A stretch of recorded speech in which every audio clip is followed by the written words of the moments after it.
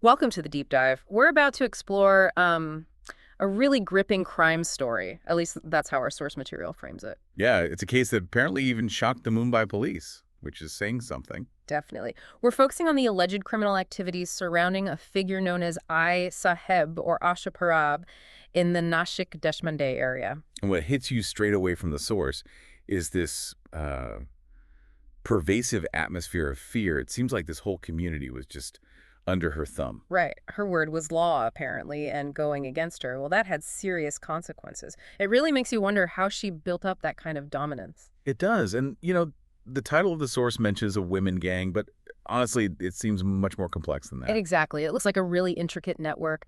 Power, family ties, pretty brutal control, all seemingly orchestrated by Ayee Saheb. Hmm.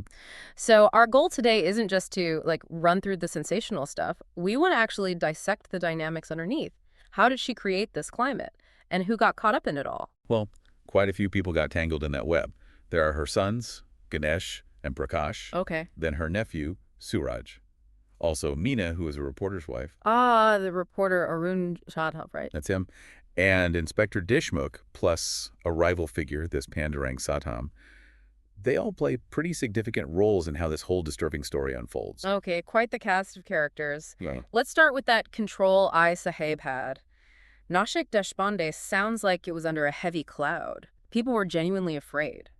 How did that fear, actually show up day to day? Well, the source gives a pretty stark example. There was this local constable, right?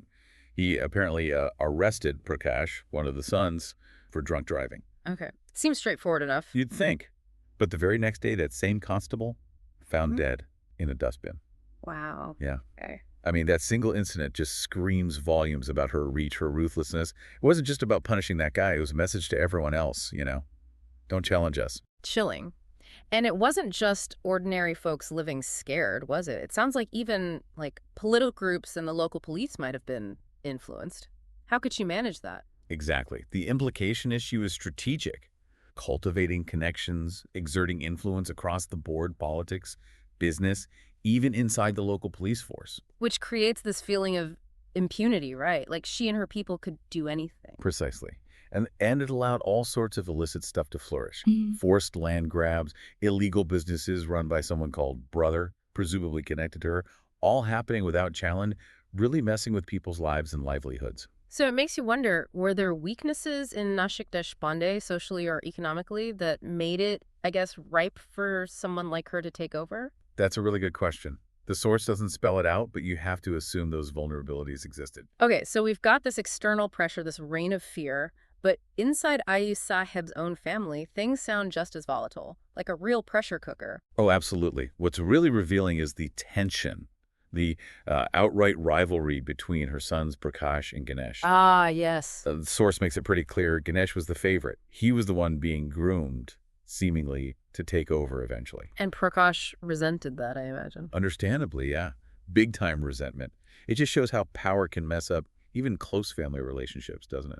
Definitely. And then there's Suraj, the nephew. He wasn't her direct son, but it sounds like he had his own ambitions too. Exactly. Yeah, Suraj, okay. her brother's son, he likely saw a chance. Well, A way to climb the ladder, get some influence within the setup. so another layer of potential conflict, maybe betrayal. Mm-hmm. It adds this whole other dimension of maneuvering within the family itself. Hmm. You almost wonder if Ayee Saheb encouraged that rivalry, just to keep everyone off balance and maintain her own control. It's like some dark family saga playing out against this crime background. But interestingly, the source mentions another son, Atul, described as idealistic, noble, and good, living separately. Yeah, Atul's like the complete opposite of the rest of them. Huh. His separation, physically and morally, really highlights how dysfunctional her inner circle was. Hmm. And, well, that distinction becomes pretty important later on. Tragic, really. Right, setting up a contrast. So you have this environment, fear outside, tension inside. What finally starts to crack this seemingly untouchable empire? That's where Arun Jadhav, the reporter, comes in. He becomes absolutely central. The courageous one. Yeah. He played a huge role, apparently, exposing Ayee Saheb's activities through his articles. And these weren't just like small reports. They seem to have really stirred up public opinion. And finally got the attention of the higher-ups, right? the Mumbai police. Exactly. That shows you the power of journalism even when things seem totally locked down. It's incredible, isn't it? The impact the press can sometimes have. So the Mumbai police arriving must have felt like a massive shift for the people there. Oh, definitely. Like a real beacon of hope for those folks in Nashik Deshpande. Yeah. Suddenly there's this outside force, potentially beyond Ayee Saheb's control. It offered a chance for justice that probably felt impossible before. And it raises questions about the local police, doesn't it? Their limitations or maybe complicity. Good point. But then things take a darker turn. A series of deaths start happening.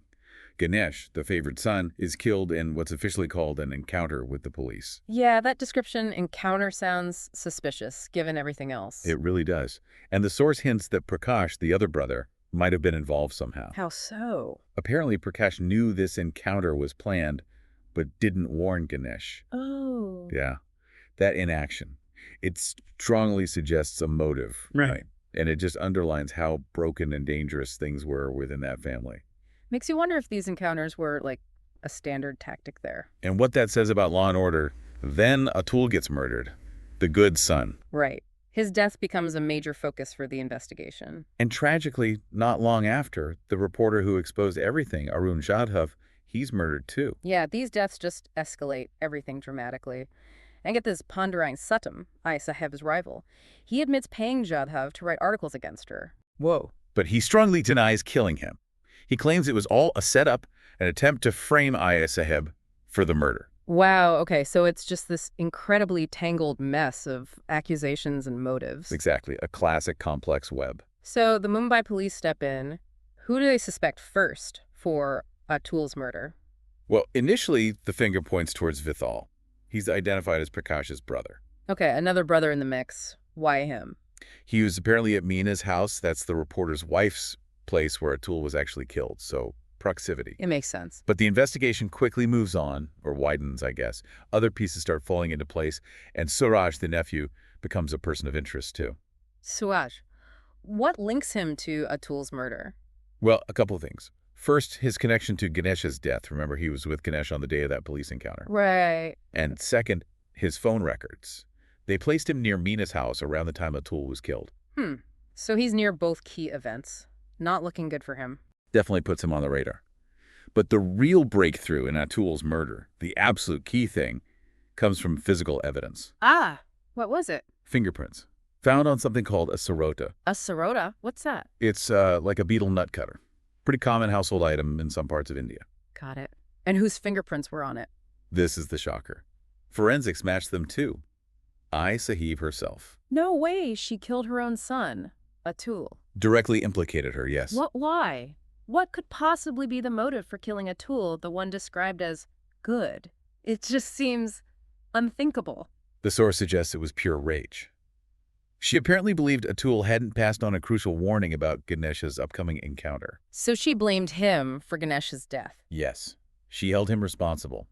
And this perceived betrayal by her own son just unleashed this violent fury. The source uses this really vivid phrase, describes it like her sugarcane bleeding. Wow.